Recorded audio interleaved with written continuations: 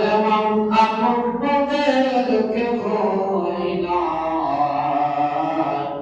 তোমার আমার আপন দিকে কান্দে সোনার মদিনা।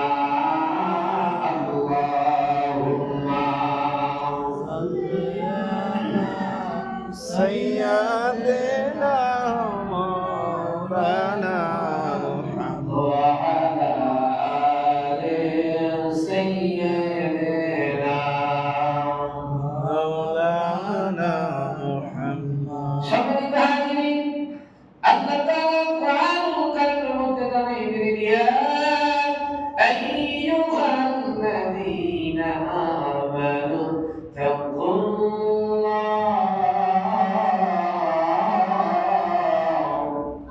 حق تقاته ولا تموتن إلا وأنتم مسلمون.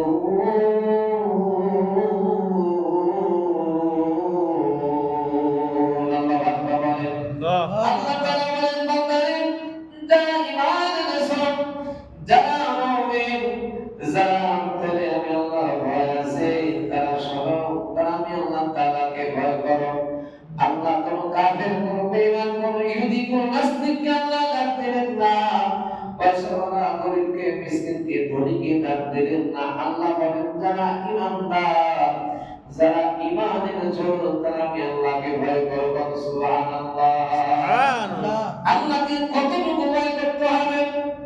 আল্লাহর হাবিব বলেন, হাক্কা তুকাতিহি, আল্লাহকে ভয় করতে হবে। ভয় করার মতো, আল্লাহকে ভয় করার মতো যারা ভয় করে, তারা রমজানুল মুবারকে রোজা করবে, রোজা ছাড়বে না। কথা বলেন ঠিক কি না? ঠিক। সম্মানিত হাজিরিন, আল্লাহকে যারা ভয় করবে, এই রমজান মাসে আল্লাহ তাআলা বান্দাকে প্লাস পয়েন্ট করে দিয়েছে, শুধু বোনাস আর বোনাস করে দিয়েছে।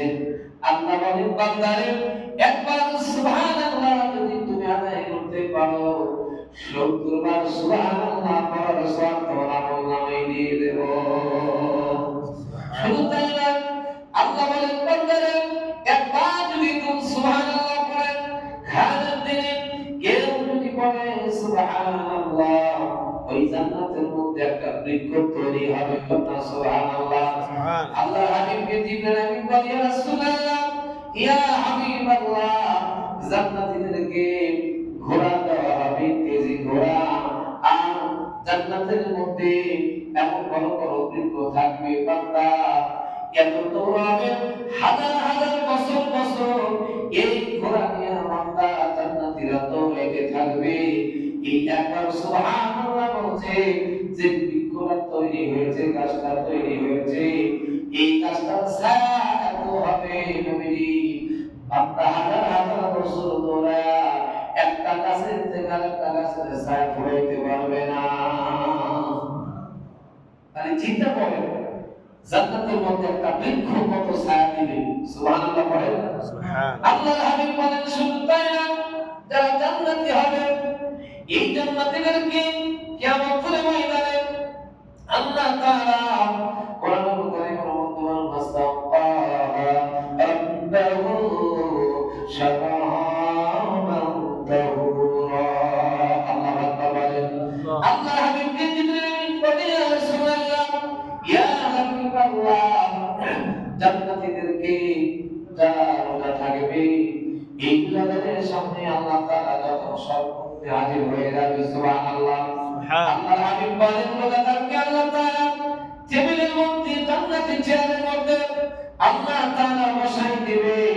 আর আল্লাহ বলবে, বান্দারে আজকে আমি হলাম মেজবান, আর যারা জান্নাতি হয়েছো তোমরা হলো আমি আল্লাহর মেহমান। সুবহানাল্লাহ। জান্নাতীদের সামনে বিভিন্ন জান্নাতি খাজানা নাযিল করা হবে। আল্লাহর হাবিব বলেন, সর্বপ্রথম আল্লাহ তাআলা বান্দার সামনে ওয়াসাফাহু শারাফান তাহুরা, আল্লাহ তাআলা রোজাদার বান্দার সামনে, জান্নাতি বান্দার সামনে এই শরবত জান্নাতি শরবত শারাফান তাহুরা আল্লাহ হাকিম বলেন এই শরবত যিনি একবার পান করবে পশ্চিমকালেও তার কোনো পিপাসা লাগবে না। পৃথিবীতে যত সুন্দর দামি যত খাবার হোক না কেন, খাওয়ার সাথে সাথে একটু পরে তার পানির পিপাসা লাগে, লাগে কিনা? কথা পায় না, লাগে কিনা?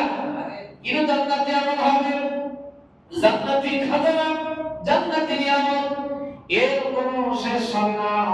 আল্লাহর হাবিব বলেন দুনিয়া হলো ক্ষণস্থায়ী, যত বড় দামি জিনিস হোক না কেন দুনিয়া তার শেষ আছে, কিন্তু আখিরাতের আদালতে জান্নাতের মধ্যে কিয়ামতের যে একবার শুরু হবে তার কোনো শেষ হবে না। সুবহানাল্লাহ। আমার ভাইরা, এই রমজান মোবারকটা আমাদের কিন্তু দেখে শুনে চলতে হবে। এখানে প্লাস মাইনাস আছে, আছে কিনা? আছে কিনা? অন্য মাসে আপনার জন্য কোনো বোনাসের ব্যবস্থা নাই, কিন্তু রমজান মাসে আল্লাহ তাআলা আপনার জন্য বোনাসের ব্যবস্থা রেখেছে। সুবহানাল্লাহ। একটু করে আল্লাহুম্মা سيدنا مولانا محمد ওয়া আলা আলি সাইয়্যিদিনা مولانا محمد রহমতে আলম নবী উম্মতের দানের দান আশিকের মাসুক নবীজি দেখা দিয়া রমজান আল্লাহুম্মা صل على سيدنا مولانا محمد وعلى آل سيدنا مولانا محمد সম্মানিত হাজিরিন, আল্লাহর হাবিব বলেন জান্নাতে আল্লাহ জাহান্নামীদেরকে, আল্লাহর হাবিব বলেন একটা মানুষ যখন মারা যায়, মুমিন যখন মারা যায়, আল্লাহর হাবিব বলেন প্রত্যেকটা মানুষের জন্য নর এবং নারী, প্রত্যেকটা মানুষের জন্য আসমানের উপরে দুইটা করে দরজা আছে। সুবহানাল্লাহ। কয়টা দরজা? জোরে বলেন, কয়টা দরজা? আল্লাহর হাবিব বলেন একজন বান্দা যখন, মুমিন যখন মারা যায়, এই মুমিন বান্দার রূহটা যখন আজরাইল আলাইহিস সালাতু ওয়াস সালাম ফেরেশতার দরজায় নিয়ে যায়, আল্লাহর হাবিব বলেন তিনি মুমিন হবে। আজরাইল আলাইহিস সালাতু ওয়াস সালাম সুন্দর সুন্দর আকৃতি নিয়ে তার তলবন দিয়ে বান্দার সামনে হাজির হয়ে যাবে। সুবহানাল্লাহ। এই মুমিন বান্দার সামনে আল্লাহর বান্দাকে সালাম দেবে আর বলবে, ও আল্লাহর বান্দা, মালাইকাতুর রাহমান বিহাদিদাতিন বাইরা। আল্লাহর হাবিব বলেন আদম আলাইহিস সালাতু ওয়াস সালামের সাথে জান্নাতে একদল নূরের ফেরেশতারা, তাদের চেহারা এত সুন্দর হবে, আল্লাহর বান্দাকে যখন সালাম দেবে এই সালাম শুনিয়া আল্লাহর বান্দার অন্তরটা প্রশান্তিত হয়ে যাবে। সুবহানাল্লাহ। আল্লাহর বান্দা বলবে এত সুন্দর মানুষ হয় নাকি? এত সুন্দর মানুষ তোমরা কোথা থেকে আসলা? আমি তো তোমাদেরকে চিনি না। আল্লাহর হাবিব বলেন আল্লাহর বান্দা যিনি মুমিন হবে, যিনি জান্নাতি হবে, যিনি দুনিয়া থেকে জান্নাতের সার্টিফিকেট নিয়ে যাবে, মুমিন হয়ে যাবে, আল্লাহর বান্দাকে বলবে আল্লাহর বান্দা আমরা হলো রহমতের ফেরেশতা, আল্লাহ পাকের কাছে তোমাকে দেওয়ার জন্য আজকে তোমার মৃত্যু হবে, আজকে তোমার মওত হবে, কিন্তু তুমি তো মুমিন, তোমার কোনো কষ্ট হবে না, আমরা কোনো জাহান্নামী নই, আমরা জান্নাত থেকে রেশমিযুক্ত রোমাল নিয়ে তোমার কাছে আল্লাহ রাব্বুল আলামিনের কাছ থেকে এসেছি। সুবহানাল্লাহ। যখন সুসংবাদ দিবে তুমি তো জান্নাতি, আল্লাহর পক্ষ থেকে তোমার কাছে এসেছি, তোমার কোনো টেনশন নাই, তুমি তো মুমিন। সুবহানাল্লাহ। আল্লাহর হাবিব বলেন আল্লাহর বান্দার সামনে যখন ফেরেশতারা সালাম দিয়ে দেবে, ফেরেশতারা যখন বলবে আল্লাহর বান্দা হুজুরি রাদিয়াতান মাউলিয়া, এই যে জান্নাতের রুমাল দিলাম, এই যে জান্নাতি রেশমিযুক্ত রুমাল, এই রুমালের মধ্যে তোমার রূহ, তুমি তাড়াতাড়ি চলে আসো। আল্লাহর বান্দা রূহটা যখন জান্নাতি রেশমি রুমালের মধ্যে চলে যাবে, আল্লাহ হাবিব বলেন এই রূহটা নিয়ে ফেরেশতারা আসমানের দিকে উঠে যাবে। আসমানের ফেরেশতারা জিজ্ঞেস করবে কার রূহ? বলে তোমরা কি জানো না অমুক এলাকার অমুকের স্ত্রী, অমুকের স্ত্রী, অমুকের মেয়ে ওই জান্নাতে এই রূহটা ইল্লিন এলাকার জন্য আমরা নিয়ে যাচ্ছি। সুবহানাল্লাহ। আল্লাহর বান্দার রূহটা ইল্লিনের মধ্যে দেওয়া হবে। ইল্লিনের মধ্যে শুধু শান্তি আর শুধু শান্তি। ইল্লিন হলো জান্নাতের একটা অংশ, একটা জায়গা যেখানে শুধু অফুরন্ত শান্তি আর শান্তি। যারা মুমিন হবে, জান্নাতি হবে, তাদের রূহটা আল্লাহ তাআলা ফেরেশতারা ইল্লিনে নিয়ে যাবে। সুবহানাল্লাহ। সুবহানাল্লাহ। কোথায় নিয়ে যাবে? ইল্লিনে নিয়ে যাবে। ইল্লিনের বাসস্থানে যারা হবে তারা হবে জান্নাতি। সুবহানাল্লাহ। আল্লাহর হাবিব বলেন, এবার এই বান্দাটা যখন কবরের মধ্যে রাখা হবে, আল্লাহর বান্দাকে যখন কবরের মধ্যে রাখা হবে, আল্লাহর হাবিব বলেন বান্দা যখন সওয়ালের প্রশ্নের জবাব দিয়ে দিবে, এই বান্দাকে ফেরেশতারা বলবে আল্লাহর বান্দা তুমি চিরস্থায়ী জান্নাতে, তুমি ঘুমাও অফুরন্ত সময় তুমি ঘুমাইতে থাকো। এই বান্দার শরীরে জান্নাতি পোশাক পরিয়ে হবে। আল্লাহর হাবিব বলে বিছানাটা জান্নাতি বিছানা, শীতল রেশমিযুক্ত বিছানা বিছিয়ে দেওয়া হবে। আল্লাহর হাবিব বলেন বান্দা যতদূর পর্যন্ত তার নজর যাবে, তার কবরটা এতদূর পর্যন্ত প্রশস্ত হয়ে যাবে। সুবহানাল্লাহ। সাড়ে 3 হাত কবর, কিন্তু 3 হাত থাকবে না। আল্লাহর হাবিব তার নজর যতদূর যাবে এই কবরটা ডানে বামে সামনে পিছনে বান্দা এত বিশাল বড় একটা কবর, একটা ঘর হয়ে যাবে। এই ঘরের সাথে আল্লাহ তাআলা ফেরেশতাদেরকে বলবো আমার ফেরেশতারা আমার বান্দা জান্নাতের একটা দরজা খুলে দাও।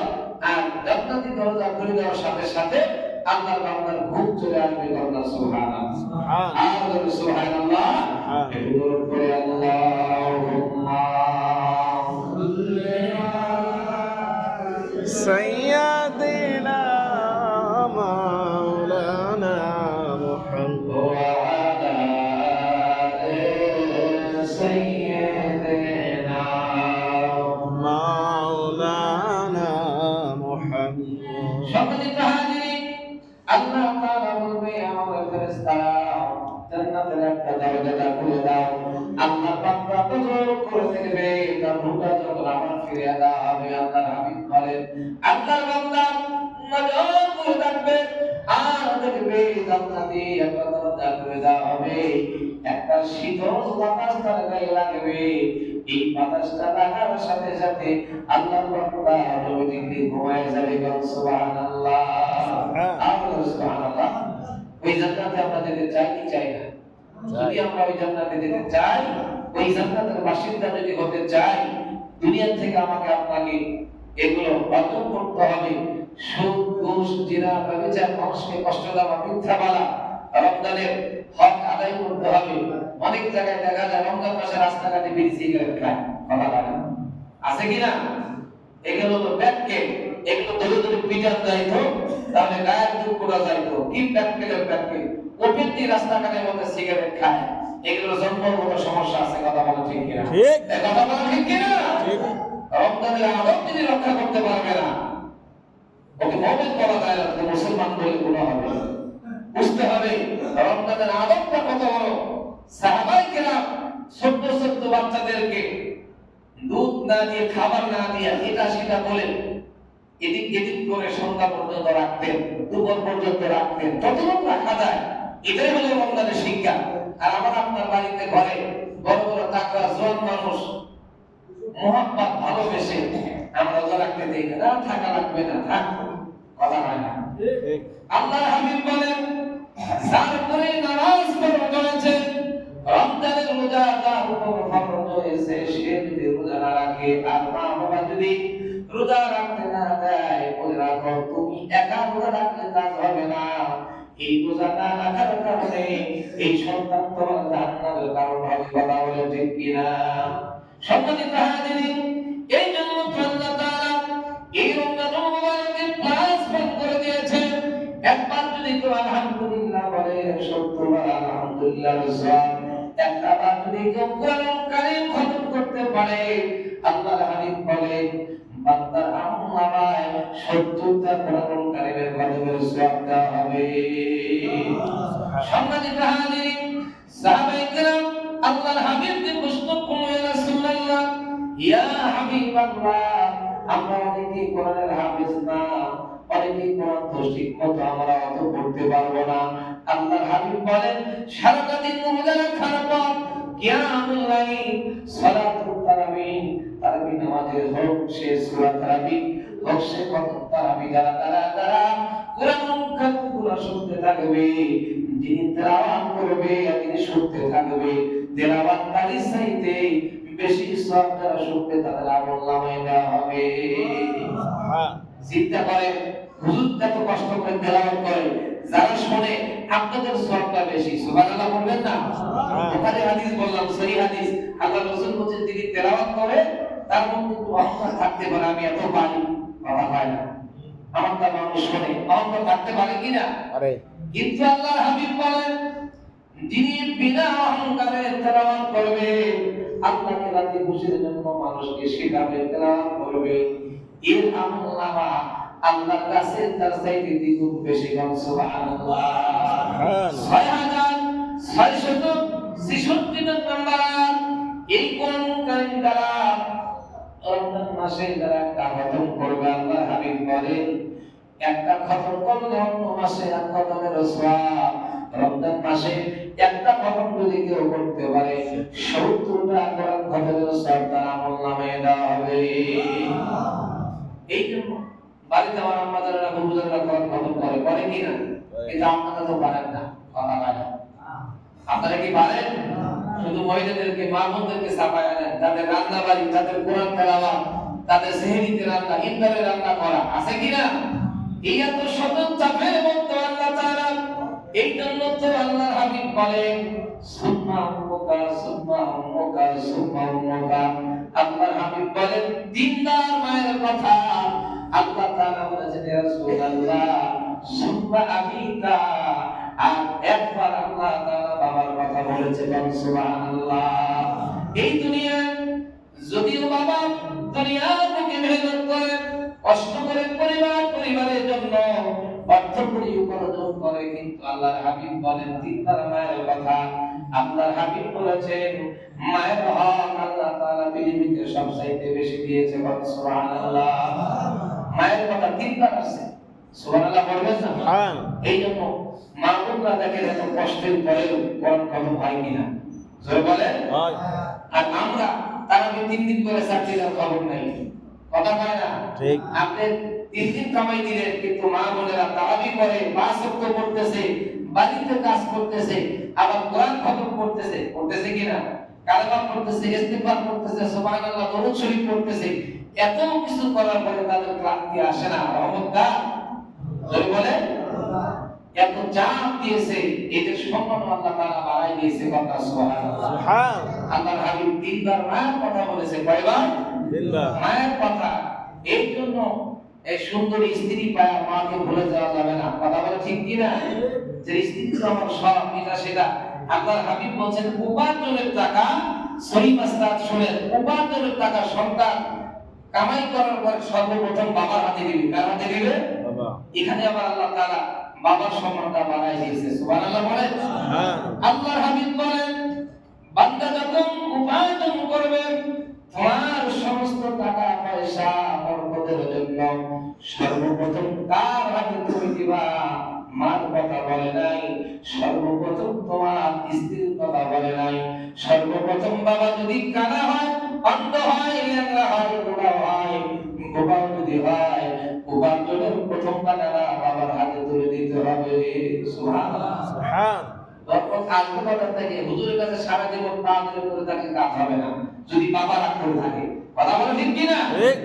অনেকে আমি পীরদের দুর্নাম করতেছি না, মা বাবাকে না দিয়ে পীরের দরবারে আগে যায়। কথা কয় না? ঠিক যায় কি না? যায়। তোমার প্রশ্ন হাতি করবে, হক্কানি পীরের কাছে যাওয়া যায়, বায়ান খাওয়া খরচ সব ঠিক আছে, কিন্তু কথা বলা রাসূল বলেছে মা বাবার কাছে আগে মা বাবার কাছ থেকে অনুমতি নিয়া হক্কানি ওলিদের দরবারে যাইতে হবে, তাদের কাছে তাদের সোহবতে যাইতে হবে। কথা বলে ঠিক কিনা?